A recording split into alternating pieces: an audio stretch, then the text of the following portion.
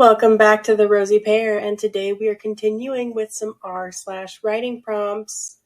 Don't forget, guys, you have to like, comment, and subscribe at the end of the video, or else I won't know you guys like what I'm doing. And if you do, then I might be able to do something special in the next video to show you guys how much I appreciate you watching.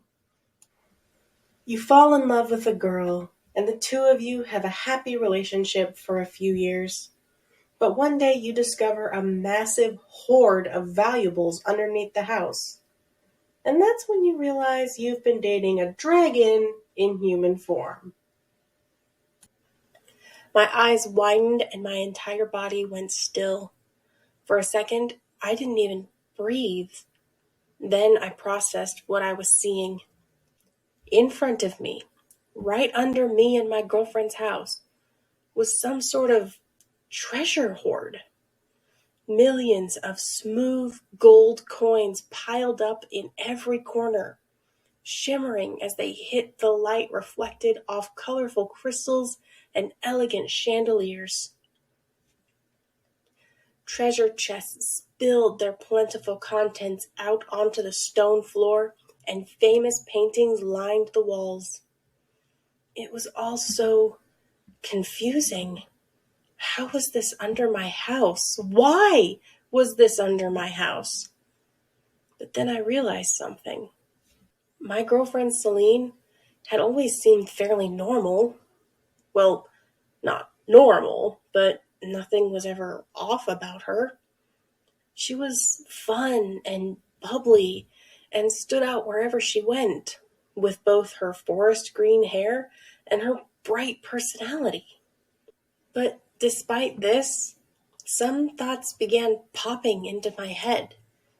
Thoughts about how she was always naturally warm, even in the freezing cold.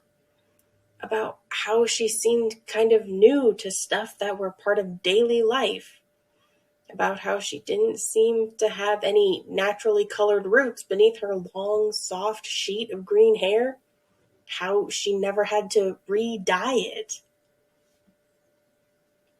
Dragons usually kept treasure hoards, didn't they?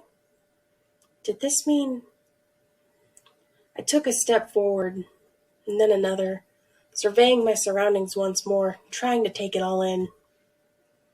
Then something caught my eye, something that had initially been hidden behind a pile of gold. I spotted something bright red hanging from a coat hanger. I made a beeline for whatever this item of clothing was, only to be greeted with, well, quite the surprise. A bright red silk dress with little diamonds embroidered along the neck hung before me. A memory began playing in my brain, and I remembered where this dress was from. On Celine and I's first date, I had shown up in this dress. We were at a fancy restaurant.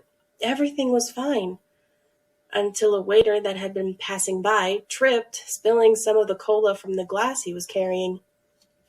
It landed on my dress, leaving a dark brown patch trailing down the side of the silk. Once we left, we agreed to go to Celine's place. I put on some of her pajamas, and she put my dress in for the wash. After I practically forgot about it. Upon further inspection, I saw that the stain was entirely gone, leaving the dress good as new. Not only this, but the dress was surrounded by many other items that brought back memories. The flowers I got for her on our 1-year anniversary. A framed photo of the time we went hiking and I thought I'd die from exhaustion. The bow pulled from the wrapping of a present I had given to her for Christmas. Looking at all of this, all of these memories laid out, visual proof that she treasured them as much as I did, it brought tears to my eyes and a smile to my lips. Honey? I whirled round to see the surprised face of my girlfriend. Celine! I'm sorry, she cried. You can have the dress back. What? I half whispered back, shocked. Huh? I don't care about the dress, honey. I looked back at our belongings that she had kept here, then back to her. You kept all of this stuff? Well, I mean, this is my treasure hoard, and this stuff is, well, treasure, to me at least. I smiled, tearing up again. I opened my mouth to speak, but no words came out. So instead, I just lunged forward and embraced her. I stood there puzzled for a bit, then burst out laughing. It explained so many things about her that I couldn't believe I managed to miss it up to that point. From her walking around barefoot in the dead of winter to her oddly specific, oddly accurate knowledge of medieval villages and their exact layout, and the equally odd lack of knowledge about mundane things like laundry and birthdays. Laundry and birthdays. She was so weirdly excited about random little things like those, and I somehow never questioned it. When we moved in together, she was ridiculously excited about going to buy a laundry detergent at the store.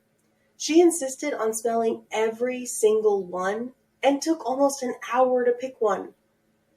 When I learned that she never had a birthday party, it was obvious to me that I was going to throw her one. When I asked her when her birthday was going to be and how old she's going to be, it took her a full minute to answer. And it somehow didn't occur to me as strange. In a mix of amusement and amazement, I examined the hoard and felt the grin on my face growing as I looked more closely in the neatly organized antique tea sets, gently folded handmade quilts, and cast iron pots and pans. Everything about it was so her. Then I noticed something different in the center of the room. As I came closer and realized what it was, I felt my eyes beginning to fill up with tears. On a small table covered with a vintage embroidered tablecloth was a dried flower crown, a small gift box, and a card. Happy 28th birthday, Leah. She kept that bottle of laundry detergent, too. Really quick, guys, before I show you my annoying outro, I have created a subreddit called r/fictional Reddit where you can put your stories down, where you can write your own story or expand on a writing prompt that you've read or heard. You can put any fictional thoughts like ADHD thoughts or anything like that up. You can put down a scenario that you're stuck with in a story and people can help you expand on it. You can see if people can help you with editing in a story to make sure that a sentence makes sense or if there's any spelling errors or continuity errors. You can write wholesome stories, scary stories, funny stories, any sort of story you want, and you can put those kind of flares on your post. And if you post onto r/fictional Reddit, I may send you a message asking if I can read it. But that's going to be it from me today, guys. If you absolutely love the video, don't forget to like down below. Don't forget to leave a comment telling me what I could do better, what your idea for the story is, or what you would want to do. And don't forget to subscribe and share the video around because we're trying to get to 100 subscribers by the end of the year. We don't have that much time left. Thank you so much, guys, and I'll see y'all next time. Bye!